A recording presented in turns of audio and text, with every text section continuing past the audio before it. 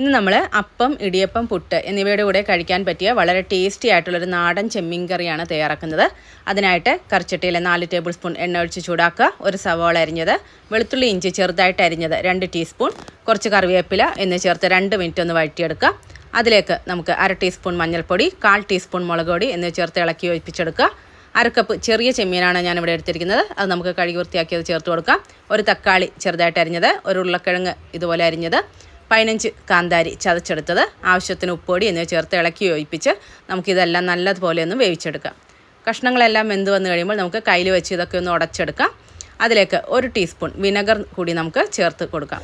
അരമുറി തേങ്ങ ചിരകിയത് നല്ലതുപോലെ അരച്ചെടുത്തത് ചേർത്ത് കൊടുക്കാം. മിക്സിയുടെ ജാറ് കഴുകി നമുക്കൊരു 1/4 കപ്പ് വെള്ളം കൂടി ചേർത്ത് കൊടുത്ത് ഇളക്കി യോജിപ്പിച്ച് കറി നല്ലതുപോലെ ചൂടാക്കിയെടുക്കാം. കറി തിളക്കരുത് കേട്ടോ. ഇനി നമുക്ക് തീ ഓഫ് ചെയ്ത് മല്ലിയില വിതറി നമുക്കിത് സെർവ് ചെയ്യാം. ഇത് വളരെ ടേസ്റ്റിയാണ്. അപ്പോൾ എല്ലാവരും ഇതൊന്ന് ട്രൈ